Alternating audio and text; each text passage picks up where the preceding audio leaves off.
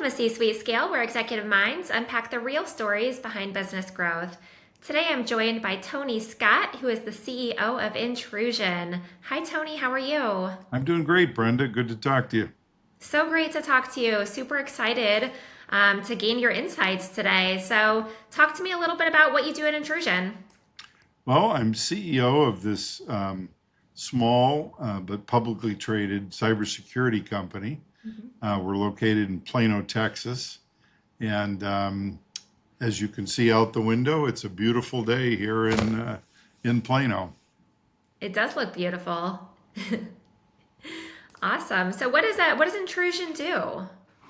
Well, there's a couple of aspects to our business. Our biggest customer is the U.S. Department of Defense in the intelligence community. And there we have a couple of tools that are used for both forensic purposes and then also for investigative purposes. Generally speaking, it's trying to figure out what the bad guys are doing and how they're doing it and who they're doing it to. Our tools are network flow based, so we look at network traffic either forensically or real time, as the case may be with our tools, and then we provide reports and other kinds of intelligence to our customers in DoD. The other aspect of our business is we use the same core IP for a set of products that we call Intrusion Shield. And these are meant more for commercial customers. But the common thing is we look at traffic, network traffic, and either block or in some cases report on um, uh, bad things that we see in that network traffic. So that's kind of our core capability. And I think the differentiator between what we do and many other companies is um, we've got 20 years of history of understanding what the bad guys do, who they talk to, how they work. This is built up of years of algorithms and machine learning and now AI to try to have a much better and more comprehensive view of the landscape of network-based threats. Most other companies throw away a lot of data after a couple of years, and our memory is like an elephant's. We go back to the beginning of the internet. So that's turned out to be very helpful. And particularly when it comes to detecting what's known as zero-day threats, where people might not have seen these specific threats before. We don't rely on a specific fingerprint or profile. And then also what's known as call home. So in today's complex world, there's a bazillion different ways things in your network can get infected. Doesn't have to come in through the firewall. It can be a customer, it could be a supplier, it could be, any number of different things. It could be an employee bringing bad things into your network. But the one common thing that most malware does is it tries to call home to a command and control server somewhere on the internet and say, "Hi, here I am. I'm in Brenda's network. What do you want me to do?" And we're really effective at blocking those call homes as well. So, in a nutshell, that's what we do. Wow, that's very comprehensive. That's quite, niche as well. How did you get involved in this? Well, I used to be, among other things, the federal chief information officer for the U.S. government. And before that, I had CIO roles at VMware and Microsoft and Disney. And I was CTO at General Motors. So I spent a lot of my career fighting off bad guys, who were trying to do things to the companies that I was working for. So it's become a passion of mine. And after leaving the government role, which I was in for only 2 years, I decided to invest in and help emerging technology companies and startups and companies that had unique technologies grow and explore. And one of those adventures turned out to be Intrusion. So I'm both an investor and also the CEO at this point. That's amazing. And so, how long has Intrusion been around for? Um, Been a public company for more than 25 years.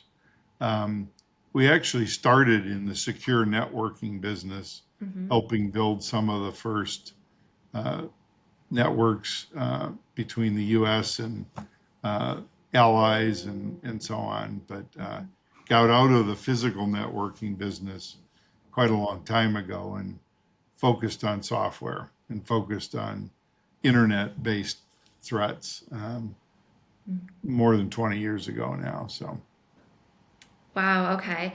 And so, would you say it's fair to say that mainly your software is a monitoring software and it notifies the company that you're supporting when there is a threat that you're seeing? Is that right? monitoring and on the Shield side also can block. It's a optional feature. So our typical customer puts in our technology, sits right behind the firewall, looks at all the traffic that's coming through the firewall that's in theory allowable or good traffic. But we have a much more fine-grained filter. So we know a lot of the tricks that the bad guys play to bypass the firewall and even other technology that might be in place. And then I mentioned call homes earlier. So Yeah. there's a setting in our technology that allows you not just to report on what's bad, but also to optionally block it if you want. And so our Mm. typical customer uses us in reporting mode for a little while till they get comfortable with what we would have blocked, and then they flip the switch and go home and sleep at night. There you go. There you go. It almost sounds like a little bit of a sandbox environment then before they flip the switch on. Is Yeah, that comparable? yeah, yeah. I think most customers, there's a lot of different configurations of how companies set up their network. So Mhm. there is a bit of time where, getting our technology put in the right place, Mhm. set up the right way, and then this reporting that I talked about. It's an iterative process. It goes pretty fast and it's pretty lightweight, but still is necessary. Right, right. And so you talked about implementing the software. So I know that one of your biggest customers is the U.S. government, but what about other market that you serve to? Who else do you target as far as an ideal client? Managed service providers and managed service security providers in particular.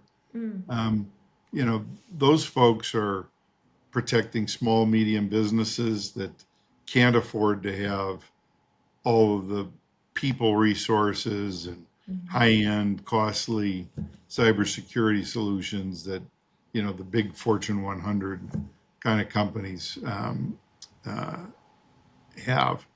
And so these managed service providers and managed service security providers pull together a bunch of different tools, have a team that manages cybersecurity for a number of different clients. And so we view them as a force multiplier, from a sales perspective. And that's primarily who we try to market to and sell to. Okay, okay, that's awesome. What channels are you using for that business growth? Um, Again, that sort of network of managed service providers and so on. We go to the trade shows and events where MSPs show up. That's where we advertise Mm-hmm. and we tailor a lot of our content to those particular buyers. And they tend to be very technical. They've been exposed to a whole bunch of different tools. They've heard all the bragging from everybody about how good their stuff is. So they tend to be a little on the skeptical side. But Sure. once we show them in, a demo and get them to put our technology in a real network. As our CTO says, their eyes get big and their butt puckers because they start to see things that they hadn't been seeing with their existing tools. Okay, that's awesome. And so, when we talk about business growth overall, you've obviously come a long ways being in business as long as you have. What strategies have been most effective for you as you've scaled throughout the years? Well, it may be a little too early to tell, but um, for a number of years, the company enjoyed sales that were quite a bit higher than they are now, mostly through the government contracts that we had. We had a few, pretty lucrative government contracts. But our focus now is on the commercial side growth. So the things that I look at are, how many new customers do we have every quarter? What's our churn rate, which I'm pleased to say is near zero. And what that tells you is the customers that you have are happy with your product and, keep renewing Mm-hmm. because the Shield product is a software as a service subscription kind of model. Mm-hmm. So every year they get a chance to opt out if they're not happy with, the results that they're seeing with our product. And, while it can be painful, and I've seen companies where churn is a huge problem for them to manage. At least right now, we're pretty pleased that we have near zero churn. So Mm-hmm. that tells us a lot. And also, quite frankly, our existing customers give us great feedback Uh-huh. in terms of features they'd like to see, and they tell us constantly different ways that they're using our tools that Mm-hmm. maybe we didn't think about, but you know, when we get that feedback, we can either take the suggestions and incorporate it into new features or talk to other customers about some of these novel uses. So Mm-hmm. Yeah. I'm happy, uh, with all of that at this particular point. I would be as well. That sounds like a lot of really great successes to celebrate, not just from the zero churn, but it speaks highly of the solid products that you have, and then also just your internal team because it takes probably really great culture and a great team to be able to support those customers. Yeah. Well, it turns out our top software engineer also is one of our best sales guys. I mentioned that it's a technical sale, Uh-huh. and well, customers are happy to talk to me. They love talking to our engineers about, what they're working on and how they do what they do. And you can just see it happen every time we have one of the calls. There's kind of a mind meld that Uh-huh. goes on, and they both leave with a smile on their face. So Oh, I love you that. can tell that something good happened. Yeah, exactly. Well, that's so great. Talk to me a little bit about how you've been able to, just overcome the status quo and adapt to change. Well, a couple of things that I did upon coming with the company is we had a very traditional sort of waterfall method for software development. And we did releases, every other year or so. So, having come from Microsoft and VMware and sort of the Silicon Valley environment, we flipped, and now we have a very fast um, development process. We do 2 week sprints and um, put four of those together into a release. So we're doing a couple of releases a year of the software. We can add features very quickly. And it took a while for our engineers to fully embrace that process. And it involves accountability and responsibility in different ways than, the old waterfall, slow sort of development process did. Mm-hmm. Um, so that was one of the changes. one of the other changes I made early on was we were trying to sell direct, and one of my predecessors hired about 40 salespeople to go out and try to pitch this to anybody who would talk to them, and it didn't work very well. Uh, and I'll say honestly, the product wasn't as mature then as it is now. So part of the software development changes that I helped make were, we needed to scale bigger than we were able to, and we needed to be a lot more reliable than we were when I first got here. So some of the early investments were around not just changing the development process, but a real focus on scale and reliability, as well as features. And I think the cumulative effect of those things has put us in a good position where we are now, where we can hopefully grow even faster and in markets that we hadn't been in before. Yeah, absolutely. What do some of those markets look like that you would hope to kind of start to penetrate in? Well, one of the ones that's more recent is bundling our software in with other solutions. So there's a company called Port Nexus who's developed a solution for schools and courts and other places that have a public safety issue potentially with, um, uh, mass shooters and things like that. So they've taken our endpoint solution and bundled it into their product, which puts a Android-based device in every classroom, courtroom, public space that when you trigger it, immediately lights up all the cameras, sends a report off to the local law enforcement agencies and anybody who's on site in terms of a security perspective, and gives everyone involved a much better perspective of what's going on, where it's going on, who's doing what, and it has a bunch of other capabilities. But we're there to provide device cybersecurity so that it can't be tampered with or dismantled ahead of a potential attack. And so that's an example of something that we're going to pursue more of, Yeah. to get our underlying technology embedded in much bigger solutions.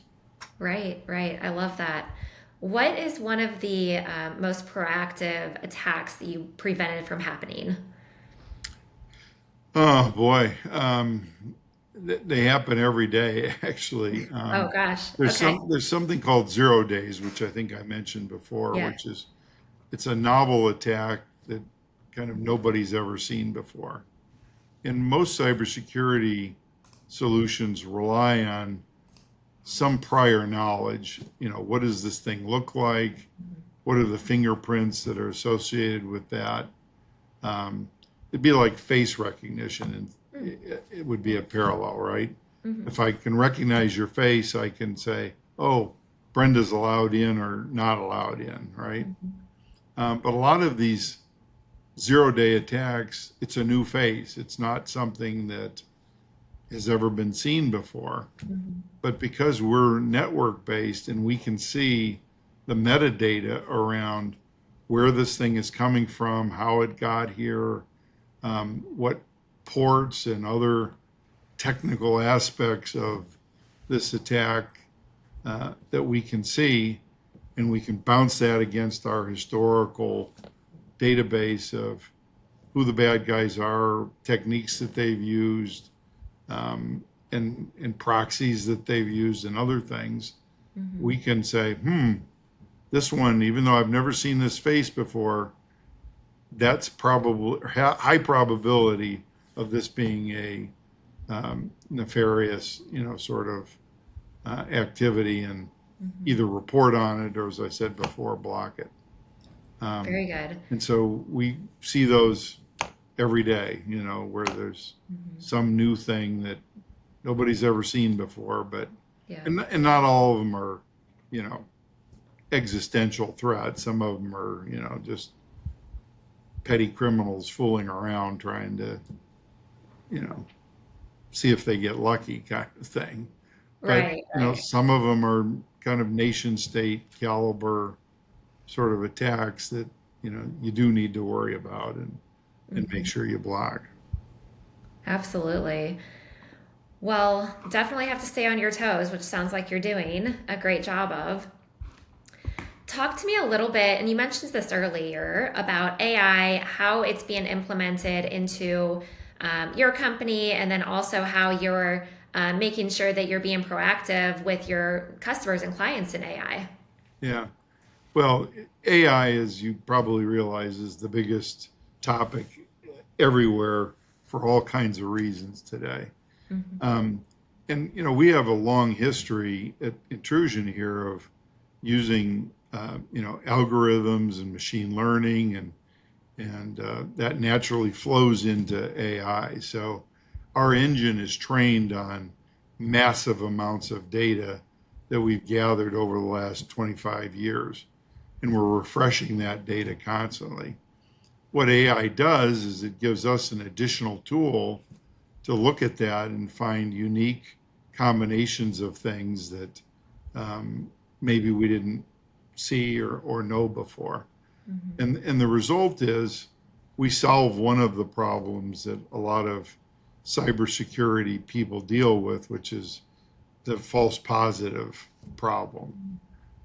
You can imagine if you lived in a place where the fire alarm was going off every 3 minutes, pretty soon you just become, you know, annoyed by and you start to ignore, the fire alarm to the point where, unless you actually smell smoke, you're probably not going to respond to the fire alarm. Well, false positives in the cybersecurity world are kind of the same thing. Hmm. Most cybersecurity people get hundreds and hundreds of alerts a day, most of which are not interesting or even things that should be paid attention to. Hmm. And so, one of the benefits of intrusion technology is we can cut down on the false positives by a huge factor, and make it feasible and realistic for cybersecurity people to respond to the most important things that are an actual fire or at least smoke, that Hmm. need to be really seriously looked at. Wow, wow, that's great. And then how about within your own company? I think you mentioned your own implementation of AI as far as looking back at all of the threats to make sure that you're all encompassing everything. Yeah, and so we use it in a whole bunch of different ways. We look at it and leverage it for this big data that we have. Hmm. We leverage AI for software development.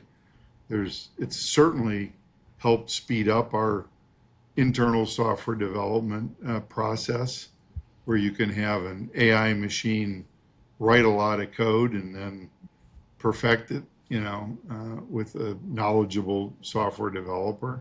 Hmm. Um, we're not ready to get rid of our software developers yet. It's not quite that good, but it sure is a help, when there's a lot of work to be done. And in the cyber world, there's always more work to be done than there is resources to get it done. So we're Right. still playing catch up like everybody else, I think. Yeah.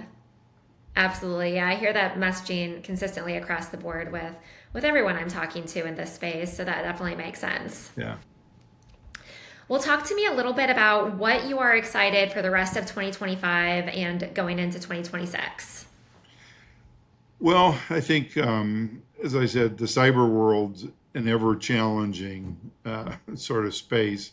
New stuff comes up all the time. Hmm. And so I'm focused on making sure we can, stay ahead of the curve and anticipate some of the bigger challenges that we can foresee, and even some that we can't. focused on growing our sales effort, obviously. Mm-hmm. Um, reaching out to more customers and continuing to deliver value for those customers. Mm-hmm. Um, uh, so, those are all part of our objectives, and we're constantly refining our go-to-market processes and messages and those kinds of things to further those goals. Um, and then personally, I'm looking forward to playing around more with my 3-year-old grandson and my 1-year-old granddaughter, who are just bundles of joy. So Mm-hmm. that brings personal joy probably more than anything else. And they now give me socks with their pictures on them Mm-hmm. for every birthday or anniversary or Christmas, whatever. So I got a lot of socks that have my grandkids' pictures on them, and it's Uh-huh. fun to daily look at your feet and be reminded of your grandkids. So Yeah. That's such a popular gift, but I love the creativity and uniqueness that they put their pictures on it. yeah, and Uh-huh. and they love making faces and Yeah. wearing costumes and all the rest of it. So there's endless possibilities, I think. Yeah, that's But great. I don't think I'm going to have to buy socks for a long time. That's awesome. So good to have balance in your life, though. That's right. Well, great. Well, I guess is there anything else that you'd like to share with our audience about your experience? No, just thanks for talking with us. I think kind of in summary, we're pretty excited about, Mhm. our products and the future of our company and our ability to serve even more customers in this ever challenging space that we all face. So I'm not worried about, not having enough work to do for a long, long time. Good problem to have. Well, how Exactly. can people find you or reach out to you if they would like to learn more about you or intrusion? Sure. We're Intrusion Inc., intrusion.com. Um, we're at 101 East Park Boulevard in Plano, Texas. Mhm. I'm Tony.Scott at intrusion.com. And we'll be happy to talk to anybody who's interested. Great. Well, thanks so much for being on the show today, Tony. Thank you.